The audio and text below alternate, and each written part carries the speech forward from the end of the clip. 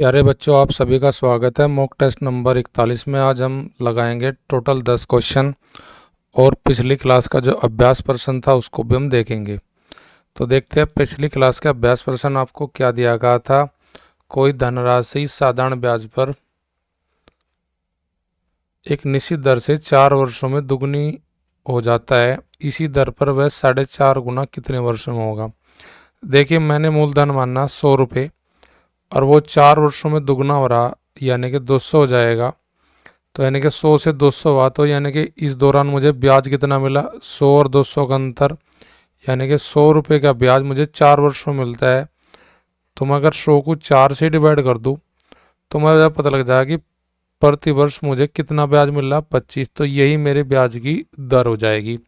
इसी दर से 4.5 गुना, यानी कि जो 100 रुपये है वो 4.5 गुना होने का मतलब 450 रुपये। 450 यानी कि मिस धन हो जाएगा।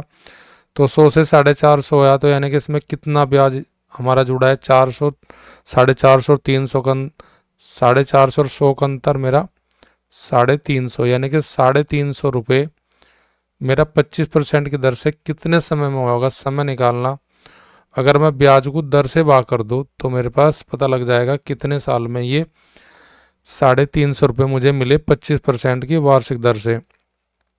25 से कम 25 बच गया आपके पास 10, 25 चौका 100, अर्थात ये 4.5 गुना होने में 25% की दर से उसे लगेगा जी 14 वर्ष। तो ऑप्शन हो जाएगा राइट हमारा ऑप्शन डी। आज का पहला क्वेश्चन हमारा क्या दिया गया है। एक नाविक सांजल में उसका जो वेग है वो 6 किलोमीटर प्रति घंटा है। धारा का वेग, जो धारा है वो उसका वेग है 1.5। नदी में नाविक किसी स्थान ए से बी तक जाने और वापस आने में, यानी कि ए से बी पे गया और बी से वापस ए पे आया, कुल 2 घंटे 40 मिनट का समय लेता है वो। अब इसने सवाल में कहा कि नाविक द्वारा तय की गई कुल दूरी कितनी है। तो देखो, जब धारा की दिशा में जाएगा नाविक तो उसे सपोर्ट मिलेगा धारा का, यानी कि उसकी जाते टाइम चाल जो हो जाएगी जाने की 6+1.5 यानी कि 7.5 किलोमीटर प्रति घंटे की चाल से वो धारा के अनुकूल जाएगा। जब धारा के विपरीत आएगा वो, तो यह धारा विरोध करेगी, अर्थात उसकी शांत जल की चाल में से 1.5 हम घटाएंगे तो आने की चाल उसकी हो जाएगी 4.5 किलोमीटर प्रति घंटा। अब यहाँ से हम एक फॉर्मूला लगाते हैं, आने की चाल जाने की चाल का गुणनफल बटे दोनों का योग और गुणा टोटल समय, अर्थात चाल जाने की 7.5 है, आने की मेरे पास 4.5 है। 7.5 और 4.5 का जोड़ हो जाएगा मेरे पास 12। चालों का गुणनफल बटे चालों का योग गुणा कुल समय, यानी कि 40 का बना लेंगे घंटे। 40/60 का मीन्स हो जाएगा 2/3। 2 से 2/3 का मतलब 8/3। 3 दूनी 6, 6 और 2 8, तो 8/3 और मेरे यहाँ पे हो जाएंगे। इसका पॉइंट हटाने के लिए 2 पॉइंट ऊपर है तो 2 जीरो नीचे लगा लूंगा मैं। तो ये हो जाएगा मेरे पास 25 थी 75, 3 से कट जाएगा 75 25 बार, और 8 120 को 8 का 15 बार, 15 गुना करेंगे हम किस में, आप 15 थी 45, यानी कि यहाँ पे। तो यानी कि मेरे पास यहाँ पे आ जाएगा 150 और यहाँ पे आ जाएगा 10 माप, ये कट जाएगा 3 बार, ये कट जाएगा 25 बार। 25 की 3 में गुना करेंगे, 25 थी 75 और 75/10 का मीन्स हो जाएगा, पॉइंट लगा देंगे हम, ये हो जाएगा 7.5, यानी कि 75/10 का मीन्स हो जाएगा 7.5। तो मेरी ए से बी तक और वापस आने तक कुल टोटल जो नाविक द्वारा तय की गई दूरी है वह हो जाएगी जी 7.5। तो मेरा जो सूत्र होगा, इस प्रकार के सवाल कहीं आता है तो इसके लिए डिस्टेंस के लिए होता है क्या, मेरा स्पीड 1 स्पीड 2 का गुणनफल बटे दोनों का जोड़, स्पीड 1 प्लस स्पीड 2 और गुणा टोटल टाइम। टोटल टाइम जो मेरा सवाल में दिया है टोटल टाइम की, और वो टाइम होना चाहिए आवर्स में, वो होना चाहिए आवर्स में। तो यहाँ से मेरा आंसर डिस्टेंस के लिए मिल जाएगा। क्वेश्चन नंबर दूसरा, यदि 1 से 100 तक की सभी संख्याओं के आपस में गुना की जाए तो गुणनफल के अंत में शून्यों की संख्या कितनी होगी। तो देखिए सवाल को, शून्य की संख्या गुणनफल में जब आती है जब हमारे 2 के साथ 5 या 4 के साथ गुना 5 या 6 के साथ गुना 5 और या फिर 8 के साथ गुना 5, यानी कि सम संख्या के साथ जब गुना 5 करता है तो जब शून्य आती है। तो यहाँ पे हमारे 5 जहाँ होगा तो वहीं गुना सम के साथ गुना करने के बाद हमारी 0 बनेगी। तो ऐसे सवालों को बनाने के लिए जहाँ तक हमारी संख्या पूछी उनको डिवाइड करते हुए चलते हैं हम 5 से, यानी कि तब तक डिवाइड करेंगे उस संख्या को 5 से जब तक 5 से डिवाइड होनी वह बंद ना हो जाए। तो यहाँ पे 5 से डिवाइड करेंगे तो हमारा आ जाएगा 100 को 5 से डिवाइड करेंगे 20। अब फिर 20 को भाग करेंगे हम 5 से, और 5 से जब भाग करेंगे 20 को तो हमारा भागफल आ जाएगा 4। अब 4 को हम 5 से भाग नहीं कर सकते तो यहाँ पे हम अपने आप को स्टॉप कर देंगे। जो हमारा भागफल है उन दोनों का जोड़ करके हम अपना आंसर ले लेते हैं, यानी कि 20 प्लस 4 का जो जोड़ आएगा वो आएगा 24, यानी कि 1 से लेकर 100 तक की जितनी बीच में हमारी संख्या उनके आपस में गुना करने पर गुणनफल के अंत में जो शून्य की संख्या होगी टोटल वो हमारी 24 होगी। क्वेश्चन नंबर 3 थोड़ा थ्योरेटिकल है हमारा, वहाँ पे मैं केवल नॉलेज, बेसिक नॉलेज चेक कर रहा है इस क्वेश्चन में हमारे। अगर बेसिक हमारा ठीक है तो हम क्वेश्चन को बना लेते हैं। तो देखिए यहाँ पे कह रहा है 2 क्रमगत अभाज्य संख्याओं का लघुत्तम का मान। लगातार क्रमगत हमारी जैसे 2, 3, 5, 7 ये हमारी अभाज्य संख्या है क्रमगत। अब इनका एलसीएम जो होगा, चाहे 2 और 3 का एलसीएम हम निकाले तो इनका आएगा 6, या 3 और 5 का एलसीएम आएगा वो 15 आएगा, 5 या 7 का एलसीएम लेंगे तो ये 35 होगा। यानी कि इनकी गुणनफल लगातार क्रमगत अभाज्य संख्याओं का, 2 अभाज्य संख्याओं का गुणनफल जो होता है वही उनका एलसीएम होता है। ना तो उनके योग के बराबर होगी, ना उनके अंतर के, ना उनके लेसर में से गुणनफल के बराबर, उनके गुणनफल के बराबर होगी जो 2 क्रमगत अभाज्य संख्या है हमारी। तो इसका लिए आंसर हमारा हो जाएगा ऑप्शन डी। नेक्स्ट क्वेश्चन है हमारे पास, किसी समय पर 1.4 मीटर ऊंचाई वाले लड़के की परछाई 1.2 मीटर है, इसी समय पर एक भवन की परछाई की लंबाई 5.4 मीटर है, तो भवन की ऊंचाई ज्ञात कीजिए। तो देखिए अनुपात समानुपात का क्वेश्चन है, लंबाई 1.4 है तो उस दौरान परछाई है कितनी जी 1.2। अब यहाँ पे समानुपात करके भवन की ऊंचाई निकालनी, यानी कि हाइट निकालनी, उस हाइट की कितनी परछाई बढ़नी जी 5.4। तो यानी कि भीतरी पदों की भीतरी पदों में गुना बाहरी पदों की बाहरी पदों में, तो यहाँ से हमारा हाइट आ जाएगी भवन की। तो यानी कि 1.4 गुना 5.4 और डिवाइड बाई किससे जी 1.2 से। 1 पॉइंट से 1 पॉइंट कैंसिल हो जाएगा, यहाँ से मेरा इसका हाफ 7 आ जाएगा, इसका हाफ आ जाएगा 6, और 6 डिवाइड करेगा 5.4 को 0.9 बार, 9 की 7 में गुना कर दीजिए तो 0.9 की 7 में गुना करने के बाद आपकी हाइट आ जाएगी भवन की। तो भवन की जो हाइट है वो हो जाएगी 6.3 मीटर। 6.3 मीटर मेरी ऑप्शन है जी ऑप्शन बी। तो ये क्वेश्चन मेरे है अनुपात से संबंधित, यानी कि जो 1.4 का रिलेशन बनता है परछाई का 1.2 के साथ, तो वही रिलेशन बनना चाहिए पर हमारी परछाई की लंबाई 5.4 की साथ में।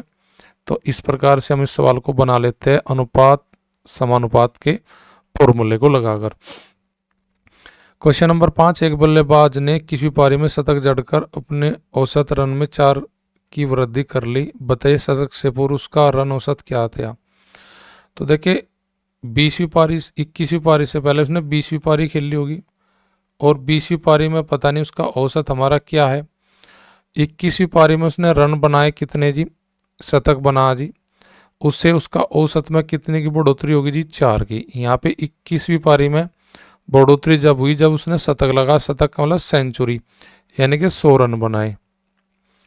तो देखिए 4 का औसत अगर बढ़ा है तो 4 का औसत इन 20 में भी जुड़ा होगा वो, तो यानी कि ये 4 का जो औसत बढ़ा है तो इन 4 का योग इन 20-20 जो पहले पारी खेले कि उनमें भी जुड़ा होगा। तो यानी कि टोटल योग कितना बड़ा होगा जी उसने पहले 20 पारियों में, 20 चौक 80, यानी कि 80 बड़ा होगा। तो यहाँ पे मेरा जो टोटल रन बनना है 100 ने पिछली 20 पारियों में मैं कितना अपना योग दे दिया जी, आपका 80। अब जो बचा 100 में से 80 योग तो ले लिया, पहले 20 पारियों में बट गया। तो जो 21वीं पारी के लिए मेरे पास योग बचा वो बचा होगा जी कितना मेरे पास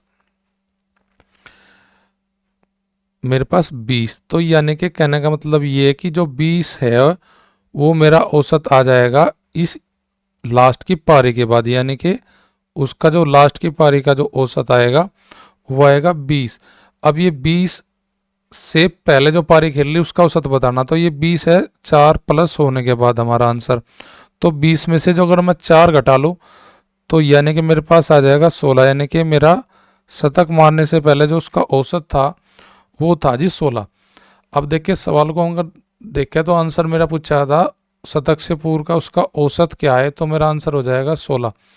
तो 20 का औसत 16 है, तो यानी कि उनका योग कितना हो जाएगा औसत गुना संख्या, यानी कि 320 टोटल रन हो गए 20 पारी तक। और 21वीं पारी में उसने शतक मार का औसत बढ़ गया 4, यानी कि 16 और 4 20, यानी कि 20 गुना 21, तो मेरा होगा योग 420। 320 और 420 का अंतर आ जाएगा 100, और ये 100 जो है वो शतक है मेरा। तो इस प्रकार इन सवालों को निकालने के लिए हम क्या करते हैं, जो हमारा औसत बढ़ रहा है उसकी गुना करा देते हैं फिर किसमें, पहले वाली जो हमारी पारी है यानी कि 20। तो यानी कि ये जो टोटल जो यहाँ पे रन बनाए उन रनों में से उससे पहले पारी में यानी कि टोटल 80 योग जो ले जाएगा 100 का, 21वीं पारी से जो पहले पारी खेलेगी उनमें बढ़ जाएगा, यानी कि 80 योग ले जाएगी पहले 20 पारी। तो 21वीं पारी के लिए कितना बचेगा मेरा 20, तो यानी कि यहाँ का औसत जो आएगा मेरा वो आ जाएगा 20। नेक्स्ट क्वेश्चन, रानी अपनी आय का 75% खर्च करती है। देखो जी आय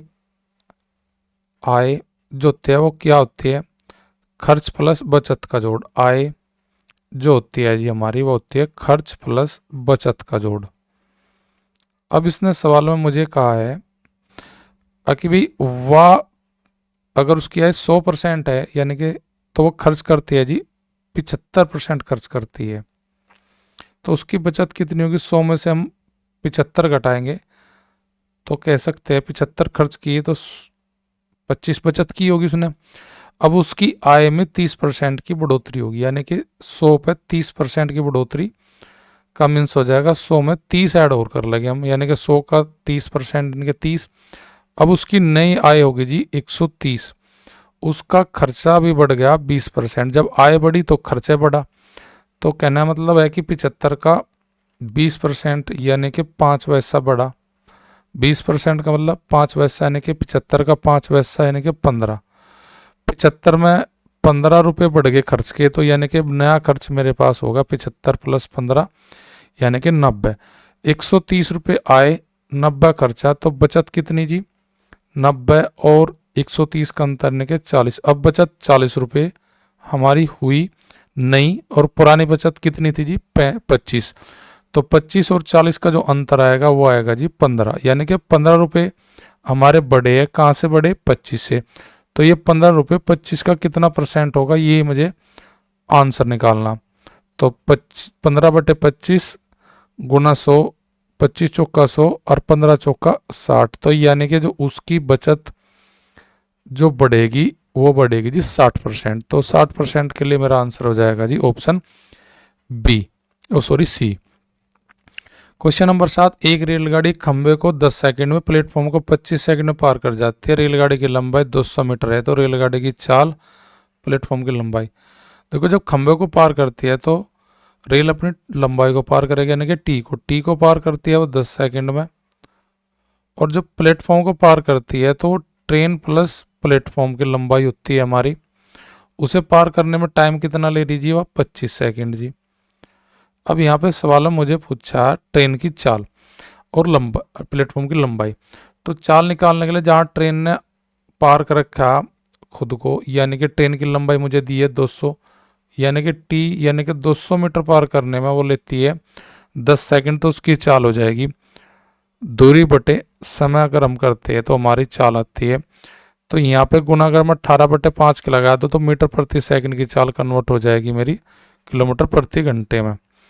5 चौक 20, 18 चौक 72, उसकी चाल है जी 72 किलोमीटर प्रति घंटा। 72 के ऑप्शन केवल एक है, ये मेरा राइट आंसर हो जाएगा।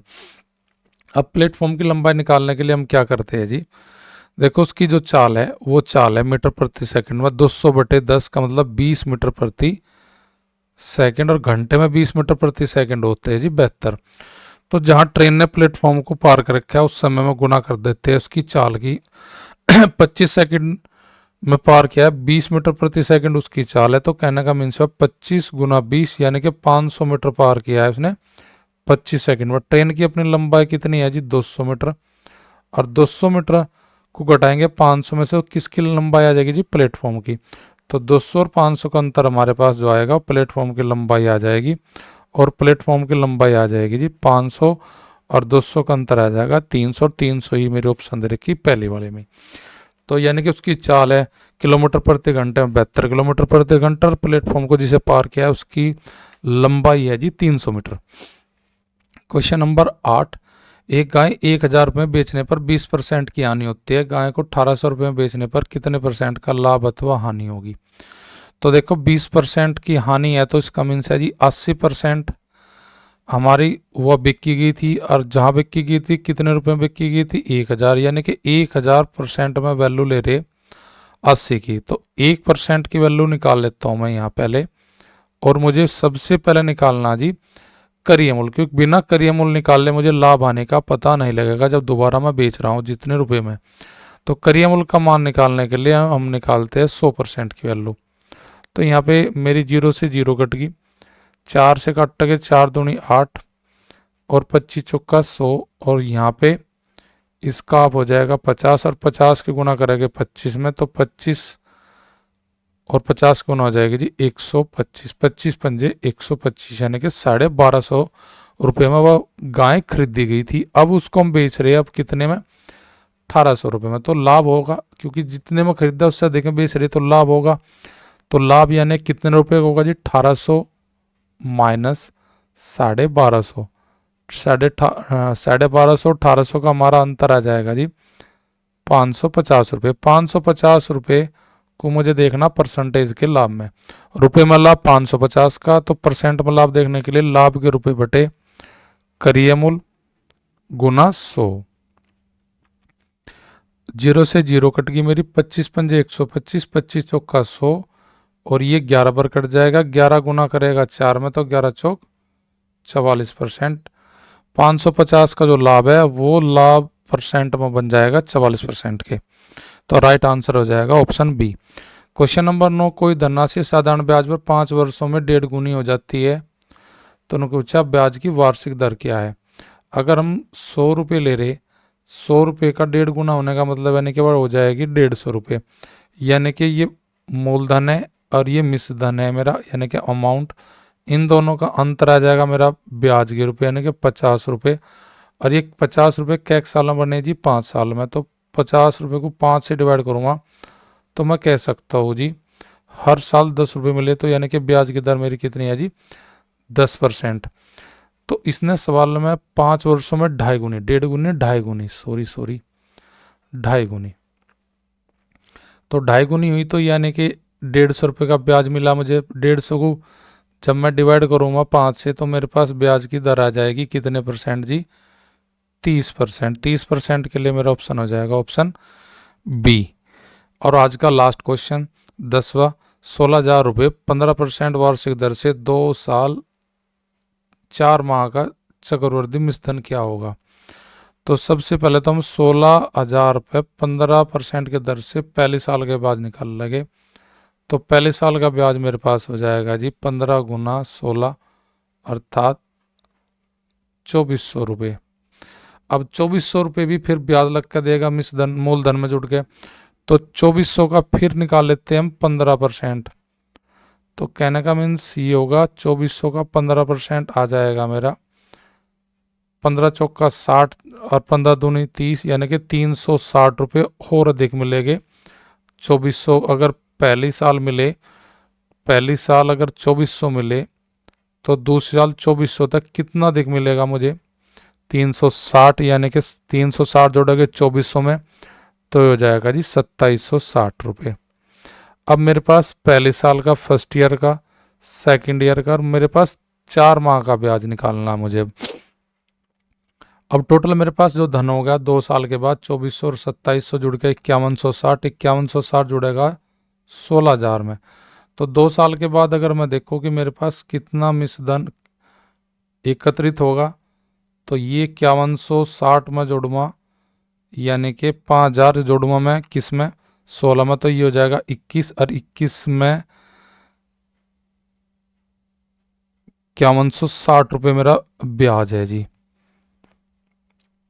इन दोनों का जोड़ 5160, तो 21,160 रुपये मेरे पास हो गए 2 साल के बाद। अब 4 माह का ब्याज निकालने के लिए मैं क्या करूँगा कि जो मेरी दर है वह 15% वार्षिक के लिए है, पर लेकिन 4 माह के लिए कितनी हो जाएगी? 4 माह का कन्वर्ट करूँगा मैं साल में, तो बटे करूँगा 12, तो 4 तिया 12, यानी कि 1/3 यानी कि 15% नहीं ब्याज मिलेगी, 4 महीने के लिए मिलेगी मुझे 5%। तो 5% का ब्याज यहाँ पे निकाल लेता हूँ, तो यहाँ पे मेरे पास 4 महीने का ब्याज आ जाएगा कितना जी?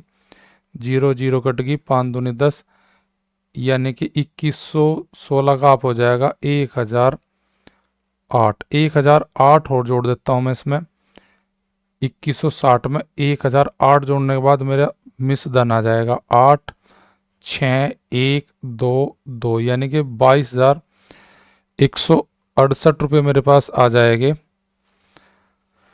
22,168 रुपये। 081 122 168 मेरी ऑप्शन में नहीं है, 22,168 यही मेरा आंसर बनेगा, तो ऑप्शन ई हो जाएगा 22,168 रुपये। अगर मैं चेक कर लेता हूँ दोबारा, 16 का 15% यानी कि 000 15 छिका 90, 15 का 2400, 2400 का 15%, 15 चौका 60, 15 दूनी 30, 360, 2400 360 जुड़ गया 5100, इतना आ जाएगा मेरे पास, हो जाएगा 5160 जोड़ूंगा मैं 2160 का 5% निकाल लूँगा, 0 5 दूनी 10, यहाँ पे ये गलत जुड़ गया दिखे शायद मेरे पास, यहाँ पे देख लेते हैं, ये इसका हाफ होगा, इसका हाफ कर लेंगे हम, 2160 का हाफ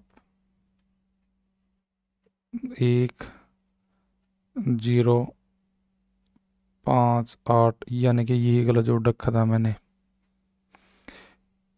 1058 मेरा ब्याज हो जाएगा लास्ट के 4 महीने का, 8,008 1 2 2 2, यानी कि 22,218, 22,218 की ऑप्शन मेरी ऑप्शन बी हो जाएगी। क्वेश्चन नंबर आज का अभ्यास प्रश्न आपकी स्क्रीन पे, इसको आप पढ़िए और इसका आंसर कमेंट में भेजिए। आप इसका आंसर आपके अकॉर्डिंग क्या होना चाहिए।